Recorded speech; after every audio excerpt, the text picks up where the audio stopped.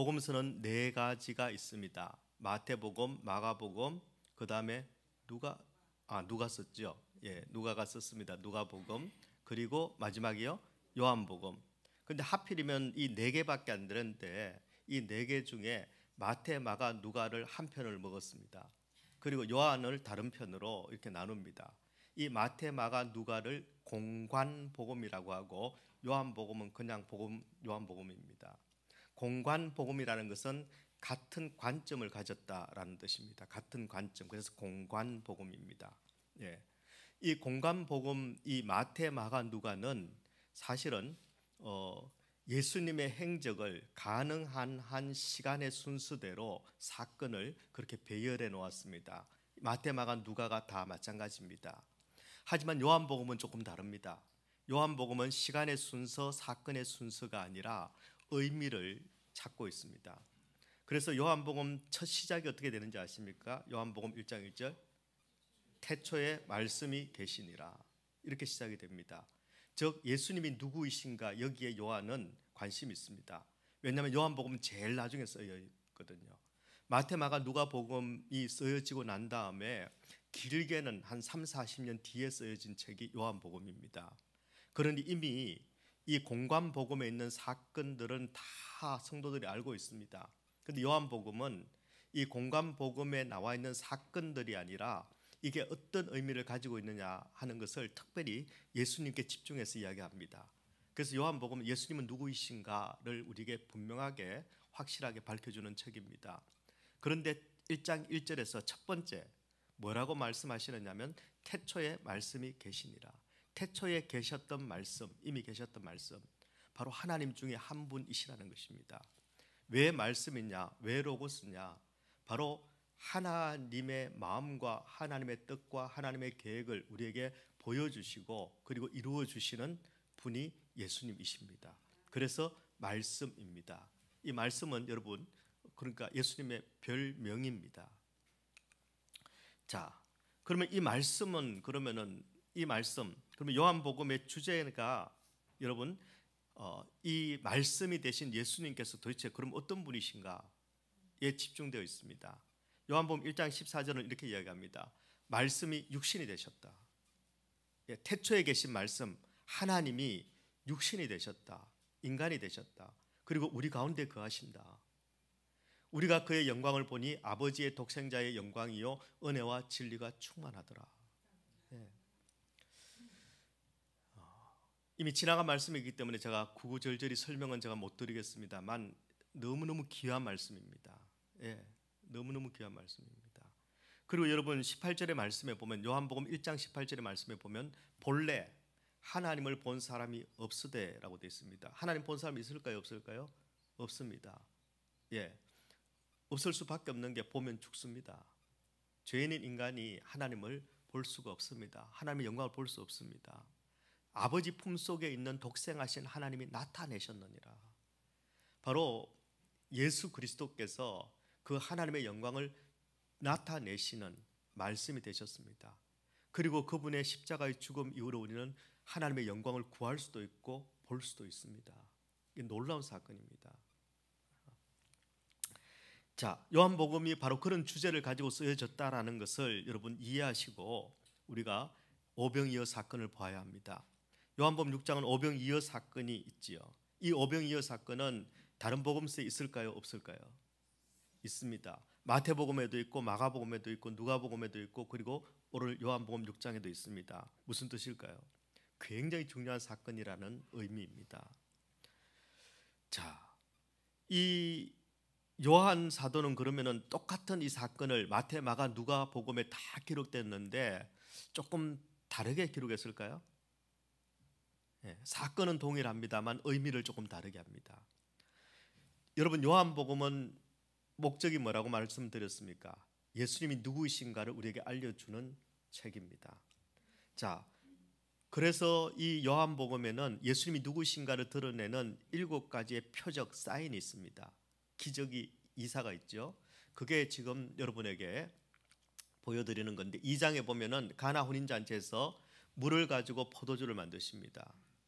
예. 4장에 보면 두 번째 표적입니다.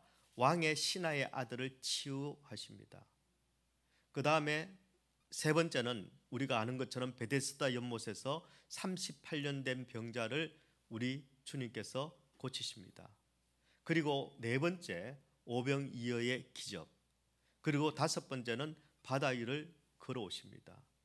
그리고 여섯 번째는 날 때부터 맹인된 사람을 고치십니다. 마지막 기적은 죽은 나사로를 살리십니다. 죽은 나사로를 살리십니다. 여러분, 첫 번째 잔치에서 시작이 되죠. 바로 우리 인생 가운데는 원래 하나님과의 이 혼인 잔치가, 기쁨의 잔치가 벌어져야 되는데 죄 때문에 끊어져 버린 겁니다. 포도주가 끊어져 버린 것입니다. 그런데 예수님이 소망이 되셨습니다.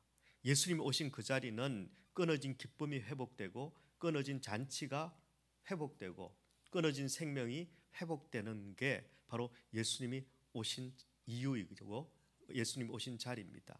그 자리는 혼인 잔치가 벌어지는 겁니다. 다시 인간에게 소망이 생겼고, 그리고 다시 천국 잔치가 시작됐다는 출발 신호가 첫 번째 기적을 통해서 이루어진 겁니다. 마지막은 뭘까요? 죽은 나사로를 살리셨습니다. 모든 죽음의 권세를 깨뜨리시고, 사망의 권세를 깨뜨리시고 우리에게 새 생명을 주셨습니다. 죽은 나사로를 살리고 난 다음에 어떤 일이 있었을까요? 죽은 나사로를 살리고 난 다음에는 그 집에 잔치가 벌어졌습니다. 잔치 벌렸네. 그겁니다. 첫 번째도 잔치에서 시작하고 일곱 번째 잔치로 끝이 납니다.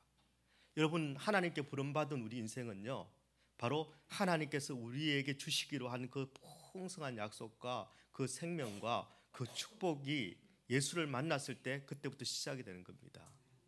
그리고 우리 마지막은 바로 예수님으로 말미암아 사망의 모든 것을 깨뜨리신 그 예수 그리스도로 말미암아 죽었던 나사로가 아니라 죽었던 내가 살아나고, 그리고 영원한 생명 천국 잔치에 우리가 참여하는 게 우리 인생의 결론입니다. 그런데 문제는 뭐냐면 이 첫 번째 그리고 이 마지막 잔치 사이에 뭐가 있는가? 바로 한중간에, 일곱 가지의 기적의 한중간에 오병이어 사건이 있다는 것입니다. 그러면 요한이 생각을 하고 썼을까요? 그냥 썼을까요? 생각을 했습니다. 하나님께서는요, 성령을 통해서 우리에게 생각하게 하시고 믿게 하시고 그리고 순종하게 하시는 겁니다.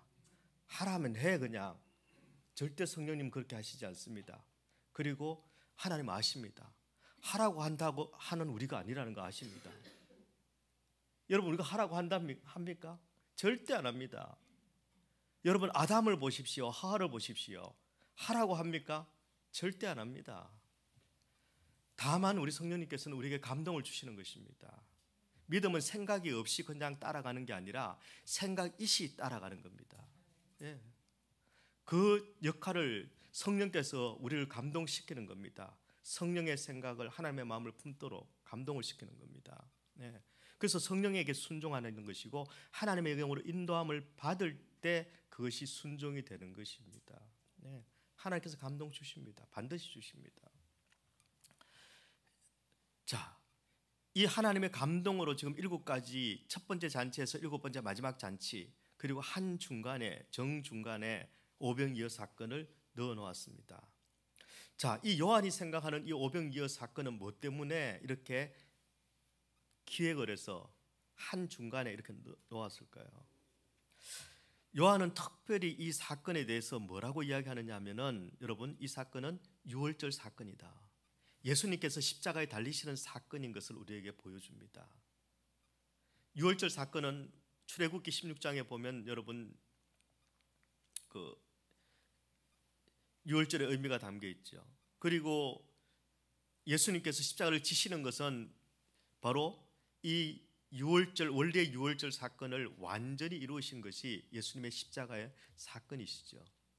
그리고 이 유월절 사건은 예수님이 십자가를 지시기 전날 밤에 유월절 규례를, 예수님께서 성만찬의 규례를 만드십니다. 그래서 요한은 이것을 염두에 지금 두고 기록한 것입니다. 마태복음 같은 경우는요, 이 오병이어를 기록할 때에 헤롯의 생일 잔치 뒤에 그 다음에 오병이어를 기록합니다. 세상에는 두 가지 잔치가 있다라는 겁니다. 하나는 죽음의 잔치입니다. 바로 헤롯의 왕국에서 벌어지고 있는 이 잔치, 아무리 화려하지만, 아무리 산의 진미가 가득하지만, 아무리 흥겹지만, 그러나 그것은 죽음의 잔치라는 것입니다. 결국은 죽음으로 끝나는 잔치. 그러나 이 오병이어를 통해서 이 오병이어는 바로 하나님께서 자기 생명을 주심으로 말미암아 진짜 생명의 잔치가 이루어진다는 것을 우리에게 보여줍니다. 자, 이 요한의 사건을 통해서 우리가 이 사건에 교훈을 얻어야 되는 것 한 가지는 여러분, 바로 제가 이 유월절 사건이라고 말씀드렸습니다. 그리고 광야의 사건입니다. 1절 말씀에 보면 예수께서 디베라의 갈릴리 바다 건너편으로 가심에 이렇게 되어 있습니다. 디베라의 갈릴리 바다 건너편으로 가셨다 라는 것은 지금 어떤 그림을 우리에게 주고 있느냐 하면은, 여러분, 출애굽에서 홍해를 건너는 그 사건을 지금 우리에게 보여주고 있습니다. 여러분, 디베라의 건너편으로 가셨습니다. 여러분, 갈릴리 바다를 디베라라고 표현한 성경 구절은 딱 두 번 나옵니다.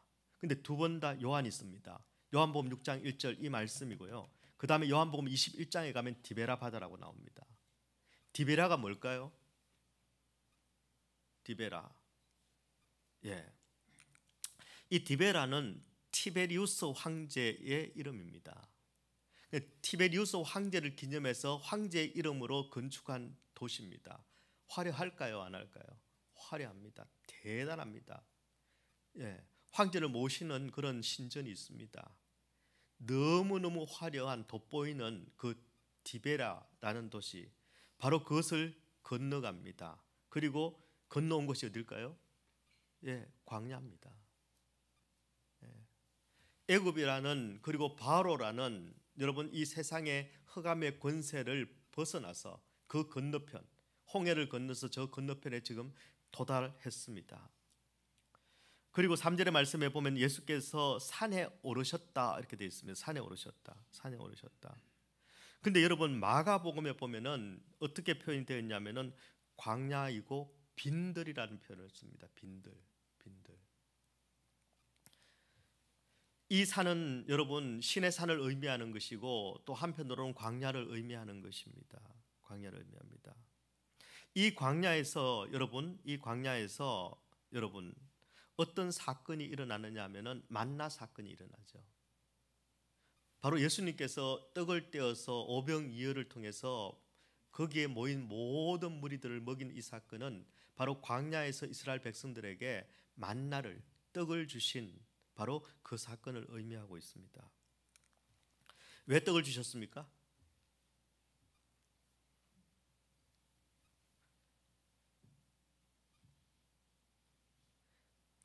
달래서 주셨습니다. 달라고 해서 주셨습니다. 근데 달라고 했을 때 이스라엘 백성들은 출애굽하고 난 다음에 괴로워서 못 살겠다, 애굽 땅에 있을 때 얼마나 여러분 괴로워서 못 살겠다, 이러다간 죽겠다. 그래서 하나님께서 그 신음을 들으시고 출애굽, 모세를 보내서 출애굽하게 하셨습니다. 그래서 여러분 못 살겠다 그래서 살 수 있는 곳으로 옮겨 주셨습니다. 그리고 이것만 지나가면 더 잘 살 수 있는 곳 가나안 땅을 축복으로 주셨습니다. 그러면은 가나안 땅까지 얼마나 걸릴까요? 사실은 한 3주만 하면 갑니다. 근데 이스라엘 백성들이 그 기간 동안 광야 길을 걸으면서 뭐라고 합니까? 나 더 못 살겠다, 힘들어 죽겠다, 배고파 죽겠다, 차라리 애굽에서는 배불리 먹기나 했지 하고 불평불만을 하기 시작을 합니다. 그때 보면은 그 사건을 신명기 8장 2절은 이렇게 표현합니다. 내 하나님 여호와께서 이 40년 동안에 내게 광야 길을 걷게 하신 것을 기억하라. 이는 너를 낮추시며 너를 시험하사 내 마음이 어떠한지 그 명령을 지키는지 지키지 않는지 알려 하심이라. 여러분, 이 광야의 시간은 시험의 시간입니다. 그 시험의 시간에 시험이 든 겁니다. 이 앞의 시험과 뒤의 시험은 조금 다른 말입니다. 이 시험의 기간에 시험이 들어버린 겁니다. 여러분, 이 단어가 그대로 번역된 단어가 6절에 보면 나옵니다. 이렇게 말씀하시면 친히 어떻게 하실지를 아시고 빌립을 시험하고자 하심이라. 이 모인 사람들 너희들이 먹이라고 주님께서 말씀하십니다. 그런데 이렇게 예수님께서 너희들이 어떻게 하면 해결해 봐라라고 하시는 말씀은 시험하기 위해서라는 겁니다. 광야에서 제자들을 시험하고 계십니다. 광야에서 여러분 이스라엘 백성들을 시험하신 그 사건이 그대로 나오는 거죠. 여러분 광야는 끊임없이 우리가 시험 받는 시간입니다. 예수 그리스도를 믿고 천국 잔치가 이미 우리 가운데 시작이 됐습니다. 하지만 저 영원한 천국에 이르기까지 이 땅을 살아가는 동안 우리는 광야에서 살아갑니다. 빈들에서 살아갑니다. 그리고 때로는 날이 저물 때가 있습니다. 오늘 말씀에 보면은 여러분 마가복음에서는 빈들일 뿐만 아니라 날이 저물어 가고 있다고 이야기합니다. 인생이 고달픕니다. 힘이 듭니다. 그리고 소망이 없습니다. 아니 날이 밝아와야 되는데 날이 저물어 가고 있으니까 소망이 없습니다. 그때 우리가 뭘 하는가? 빈들에서 날이 저물어 갈 때 아무것도 없는 광야에서 나를 도와줄 사람 없는 곳에서 우리는 무엇을 하는가? 빌립은 지금 시험을 받고 있는 것입니다. 시험을 받고 있습니다. 자, 어떤 시험이었을까요? 지금 장정만 5천 명, 적어도 10,000명이 넘는 사람들이 지금 광야에서 빈들에서 날이 저물어 갈 때 굶고 있는데 너네들이 한번 해결해 봐라 라고 이야기합니다. 그때 여러분 빌립은 뭐라고 이야기했을까요? 빌립이 7절 말씀에 보면 빌립이 대답하되 각 사람으로 조금씩 받게 할지라도 200데나리온의 떡이 부족하리이다 라고 이야기합니다. 하필이면 빌립에게 물어보셔가지고 빌립이 지금 골치가 아픕니다. 각 사람으로 조금씩 받게 할지라도 200데나리온의 떡이 부족하리이다. 여러분 이게 말입니까? 지금 200데나리온이 있다고 칩시다. 물론 빌립도 알고 있습니다. 어디 가서 떡집을 찾습니까? 어디서 삽니까? 200데나리온을 모을 수도 없을 뿐더러 찾을 수도 없습니다. 여러분 각 사람으로 조금씩 받게 할지라도 탈탈 털어서 500이어가 나왔는데 무슨 각 사람으로 받아봐야 200데나리온이 아니라 2데나리온도 안 나옵니다. 빌립이 조금 멍청한 겁니까? 아닙니다. 예수님께서 왜 빌립에게 물어보셨을까요? 제일 똑똑하니까 12 중에. 여러분 교회에서요 앞에서 일하는 분들 보면은 뭐 저렇게 하나 싶어도요 제일 잘해서 하는 겁니다. 그나마 하나님께서 믿을만 해서 다 이렇게 일 시키시는 겁니다. 그거 보고요. 아이고 빌립 저거 멍청하게 그 200데나리온을 어디서 구하는데 저러니까 저게 고생하지 이러시면 안 됩니다. 야 나보다 똑똑한 사람도 저런데 이렇게 생각하셔야 됩니다. 여러분 한번 해보십시오. 마음대로 되는가? 마음대로 안 됩니다. 순장사역 한번 해보십시오. 말 듣는가? 순장님은 웃잖아요. 알 사람이 없도다. 그죠? 그런 겁니다. 빌립은 사실은 지금 이 문제를 어떻게 해결할까 했을 때 돈이 필요하다고 생각하는 겁니다. 맞죠? 뭐 돈이 있어야 뭐라도 하지요. 여러분 근데 이 시험은 그때 이스라엘 백성들이 광야를 헤맬 때나 예수님께서 저 빈들에서 빌립에게 말씀하셨을 때나 오늘이나 우리의 삶의 현장 가운데서 모든 사람들 심지어는 성도들이 당하는 그런 시험 문제입니다. 지금 빈들에서 날이 저물어 갈 때 가장 인생 가운데 가장 필요한 것이 무엇인가를 묻고 있는 겁니다. 어떻게 해야 인생의 문제를 해결할 수 있는가 하는 것을 묻고 있습니다. 진짜 힘들고 어려울 때 소망이 없을 때 뭐만 있으면 될까? 이것만 있으면 내가 될 것 같은데 라고 했을 때 사람들은 뭐를 바랄까요? 돈만 좀 있으면 내가 돈만 좀 있으면 야 그것도 건강이 있어야 되지. 요즘은 워낙 의학이 발달해서 돈 좀 있으면 얼마든지 고치고 바꾸고 해. 뭐 이럽니다. 그래서 돈은 그냥 돈이 아니라 여러분 이 세상에 가진 모든 능력을 그리고 모든 방법을 살 수 있는 힘을 이야기합니다. 힘을 이야기합니다. 예, 세상의 힘입니다. 우리는 자꾸 그것만 있으면 잘 살 수 있다라고 생각합니다. 그리고 진짜 힘들고 어려울 때 우리는 그걸 붙듭니다. 돈만 있으면 되는데, 없는데 그걸 붙드는 겁니다. 있지도 않은 걸 붙드는 겁니다. 돈만 있으면 이럴 때 되는데, 돈만 있으면 되는데. 돈이 있으면 광야를 벗어날 수 있다고 생각합니다. 그래서 우리는 나름대로 200데나리온은 아니라 티끌 모아 태산이라고 1데나리온씩 모으다 보면 200데나리온 되겠지라고 생각하고 모읍니다. 200데나리온은 한 사람이 제대로 저축해서 모으려면 한 2000년 걸리니까 그렇게 살아도 됩니다. 죽도록 일하는데 남는 게 없죠. 죽도록 일하는데 남는 거 없습니다. 조금만 더 하면 될 텐데, 조금 더 하면은 할 수 있습니다. 한 2만 년만 더 살면 할 수 있는데, 여러분, 우리는 그만큼 살지도 못하고, 그리고 여러분, 죄송합니다. 안 그래도 지금 들어갈수록 고장 나는 게 하나씩 생기는데 2만 년까지 살면 그때는 어떤 모습일까요? 안 됩니다. 2만 년 아니고 천국에서 영원히 살아야 되지, 여기서 2만 년 살아봐야 아무 소용없습니다. 아무 소용없습니다. 여기 유지비만 들어가지요. 여러분, 여기 시험하다라는 말은 헬라어로 페이라조라는 말을 씁니다. 두 가지 뜻이 있습니다. 하나는 정말 테스트, 시험, 또 하나는 시련이라는 뜻을 가지고 있습니다. 시련이라는 뜻을 왜 가지고 있느냐면, 광야에서도 내가 힘들지만은 돈이 아니라 하나님을 바라보고 믿음을 지키고 끝까지 이 시련을 버텨내면은 정금같이 빚어지기 때문에 페이라죠, 시련이라고 합니다. 그럼 시험을 통과하지 못하면요, 어떻게 될까요? 하나님의 방법은요, 너 탈락, 참수, 이런 게 아니고요. 우리 하나님은 또 끝내주게 또 인내가 많으신 분이시지 않습니까? 될 때까지 빠꾸. 빠꾸는 저기 백에 스코틀랜드식 발음이 빠꾸입니다. 우리가 빌립처럼 이 광야에서 돈만 있으면 된다고 생각하는 한, 그 생각을 버리지 않는 한 시련은 계속됩니다. 주로 어떤 시련이 될까요? 계속 돈의 시련이 옵니다. 돈을 바라는 사람은 돈이 오는 게 아니라 돈의 시험을 받게 됩니다.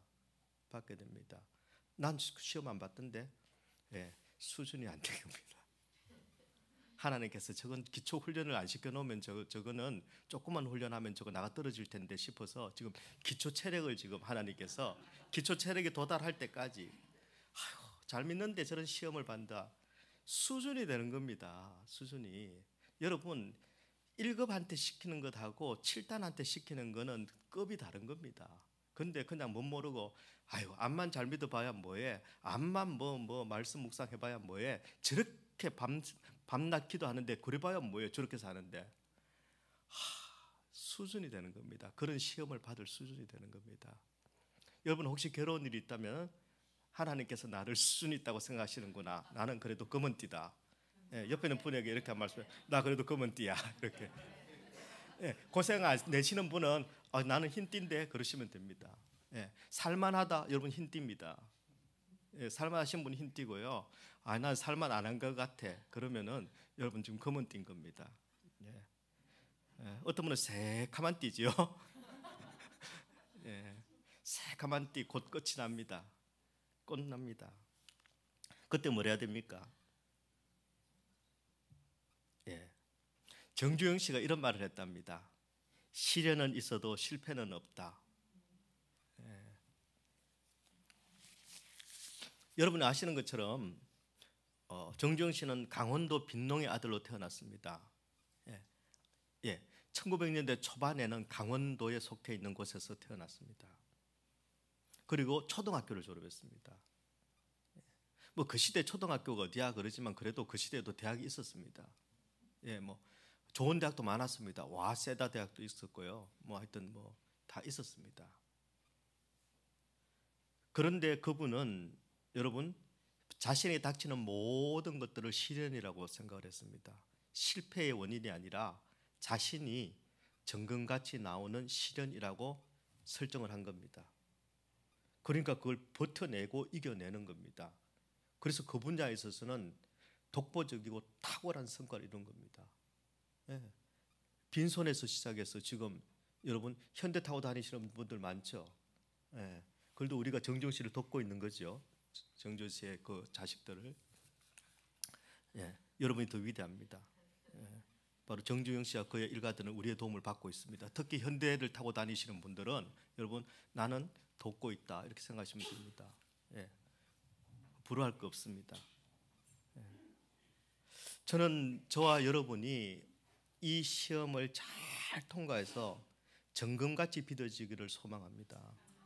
믿음은 우리로 하여금 여러분 시련을 통해 정금이 되게 하는 것입니다. 아시죠? 부패와 발효는 다르다는 것. 시련을 통해서 정금이 되는 사람, 발효되는 사람이 있고 시련을 통해서 망가지거나 그리고 부패하는 사람이 있습니다. 그런 인생들이 있습니다. 예. 그러면은 부패하지 않고 발효가 되려면 그리고 망가지지 않고 정금이 되려면 어떻게 해야 될까요? 예수님을 바라봐야 하는 겁니다. 바로 산뜻이 대신 예수님을 바라봐야 하는 겁니다. 예수님 외에는 여러분 살아날 길이 없다는 겁니다. 그분은 사실은 여러분 오늘 본문의 말씀에 보면요. 어디 있더라? 9절의 말씀에 보면은 여기 한 아이가 있어 보리떡 5개와 물고기 2마리를 가지고 있나이다 이렇게 이야기합니다. 그런데 그 보리떡 5개와 물고기 2마리를 받으신 예수님께서 11절의 말씀에 보면은 예수께서 떡을 가져 축사하신 후에 앉아있는 자들에게 나눠주셨다 이렇게 되어 있습니다. 바로 이 구절은 예수님께서 성만찬을 베푸신 바로 그 구절이죠. 그런데 요한복음에서 특별하게 쓰고 있는 이야기가 있습니다. 떡 5개인데 작은 떡 그냥 5개가 아니라 보리떡 5개입니다. 보리떡 5개라는 것은요 정말 형편없다는 이야기입니다. 심지어는 그 당시의 문헌을 보면 이 보리떡은요 저 짐승들에게 먹이는 짐승들의 먹이로 먹이는 그런 떡이었다고 합니다. 그러니까 사람이나 짐승이나 같이 먹는 거면은 퀄리티가 있다 없다? 없습니다. 아주 하찮은 떡 5개입니다. 여러분 예수님을 상징합니다. 찢기실 예수님이신데 이 예수님은요 형편없습니다. 분명히 이야기했지 않습니까? 말씀이 육신이 되어 우리 가운데 나타날 영광이시다라고 이야기했는데 사람들이 보면요 영광은 무슨 영광? 보리떡 5개 던져줘도 안 먹는 그 보리떡 5개 같은 그런 존재로 이 땅에 오셔서 자기를 찢으셨다는 것을 이야기합니다. 굉장히 하찮다라는 것을 여러분 표현합니다. 요한만 그렇습니다. 여기 보면 물고기 2마리 나오죠. 이 물고기가 여러분 익투스라는 말을 들어보셨습니까? 익투스. 헬라어인데 저기 차 타고 다니다 보면 차 뒷면에다 물고기 모양 이렇게 해놓은 거 있죠. 그게 헬라어로 익투스라는 단어를 그 형상화한 겁니다. 익투스가 물고기입니다. 예수님을 상징하죠. 근데 이 익투스라는 마태, 마가, 누가 공관복음에서는 여기 물고기 2마리에서 물고기를 익투스라고 표현을 했습니다. 맞습니다. 물고기니까요. 근데 요한만 다른 단어를 씁니다. 옵사리온이라는 단어를 씁니다. 옵사리온. 외우기 쉽겠죠. 아사리온. 리온이라는 말이 뭐냐 하면은 되게 작다라는 뜻을 이야기합니다. 물고기인데 되게 작은 물고기라는 겁니다. 여러분 비가 와야 되는데 비올라라는 저기 악기를 아십니까? 비올라가 클까요, 작을까요?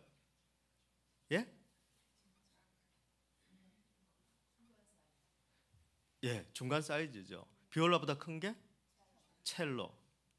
그리고 비올라보다 작은 거는 바이올린. 바이올린 할 때 바이올린, 이온 이게 바로 똑같은 단어입니다.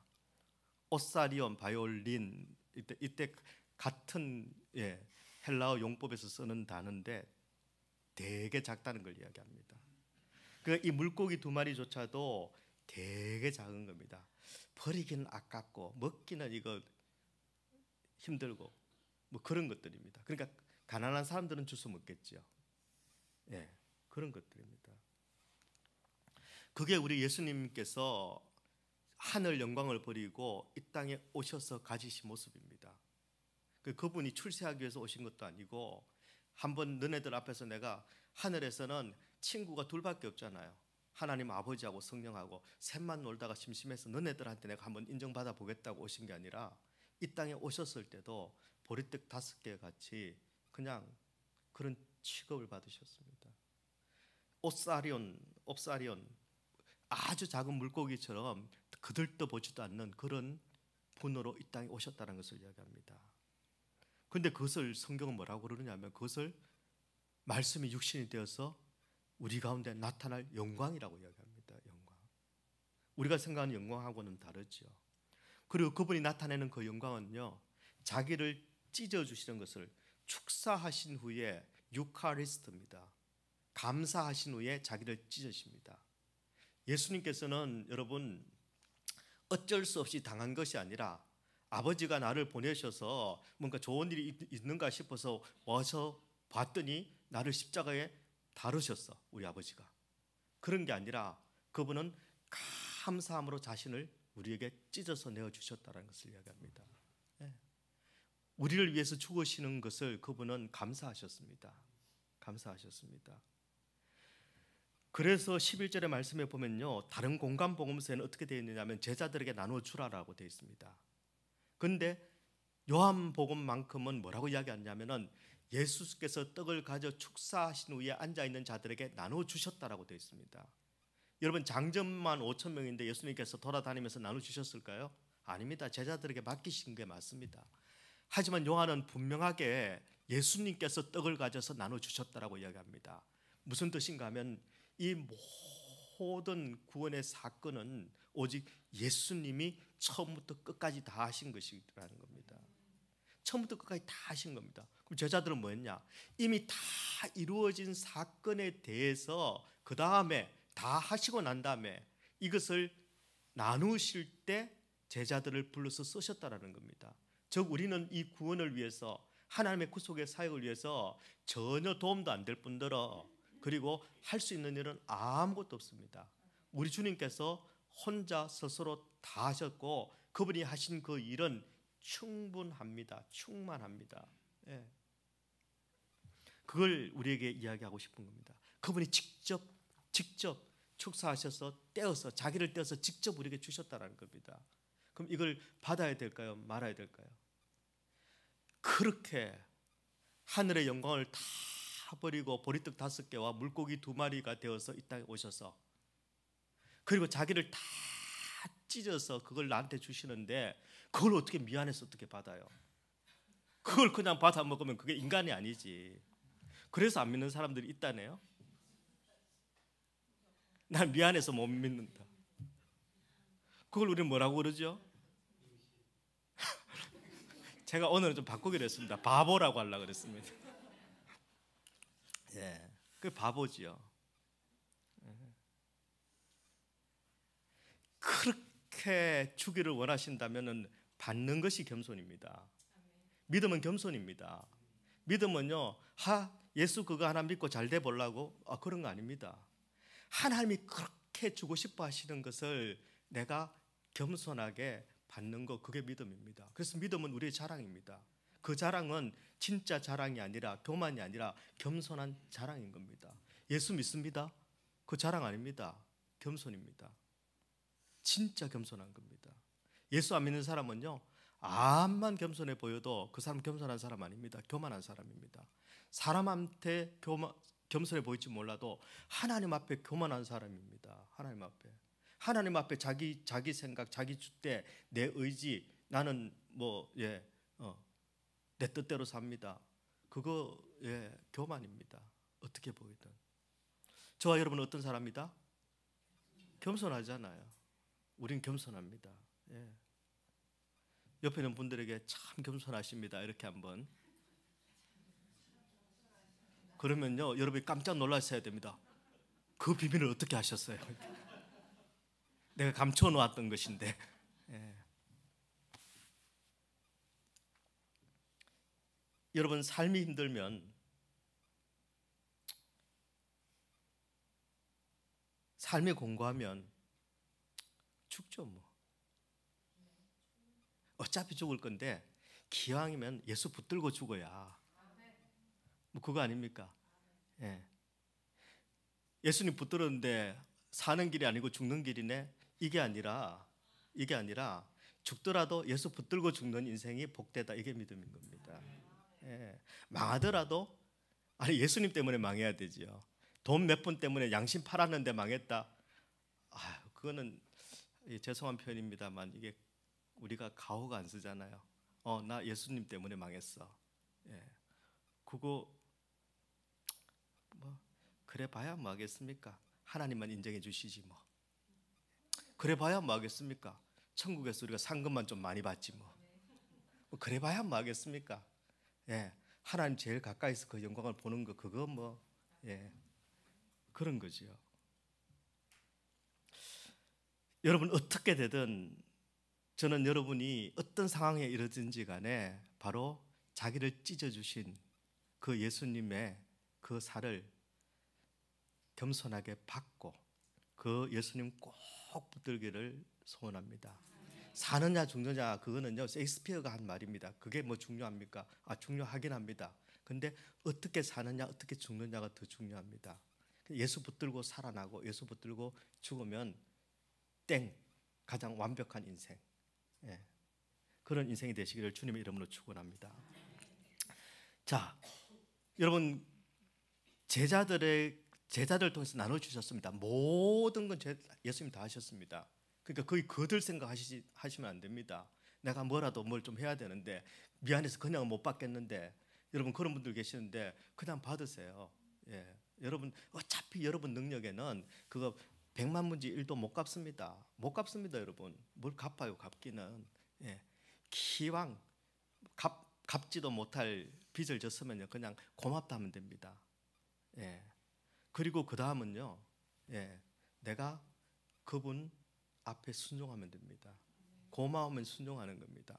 순종하면은 뭐를 더 주시는 게 아니라 너무 고마워서 이건 다 갚을 길도 없는데 도움도 안 되는데 왜냐하면 그분이 시작하셔서 그분이 완성까지 온전히 홀로 완전히 다 이루셨습니다.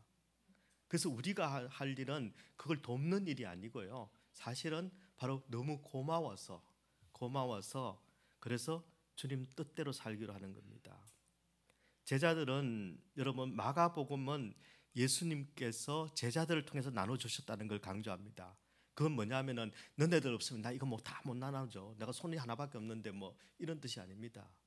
하나님께서 완성하신 이 놀라운 잔치를 섬길 수 있는 축복과 기회를 주신 겁니다.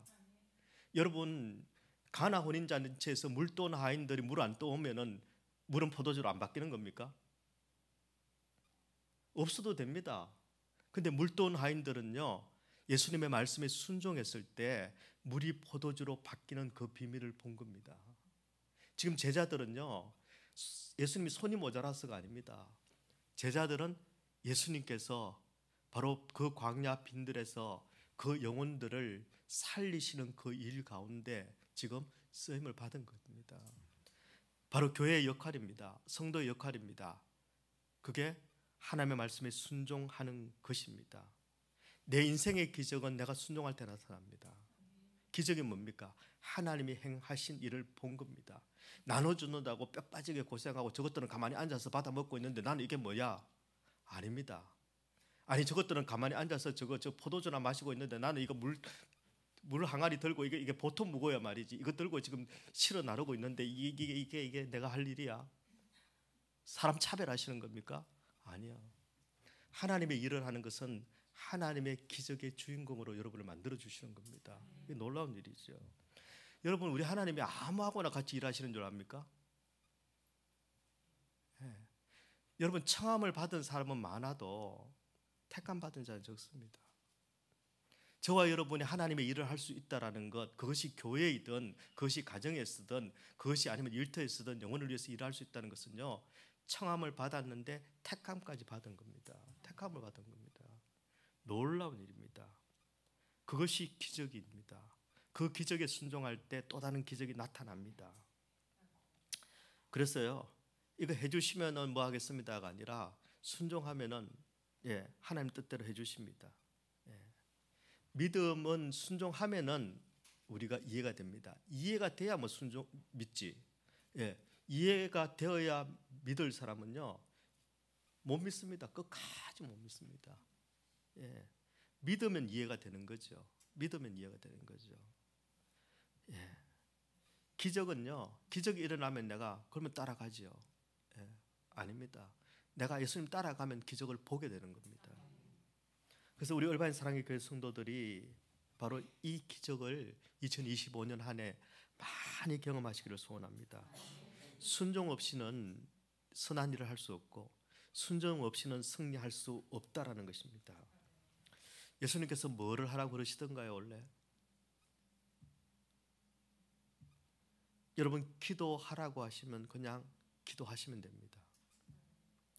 마음을 다해서 예배 드리라 그러면은 내 마음을 다해서 예배를 드리시면 됩니다.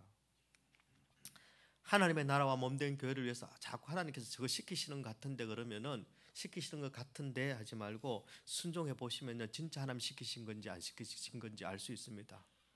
그래서 정지호 씨가 해보지도 안 하고 그래. 그렇게 얘기한 겁니다. 아니 순종을 해봐야 그 다음에 이게 하나님이 시키신 건지 아니면 나만의 생각이었던 건지 알 수 있죠.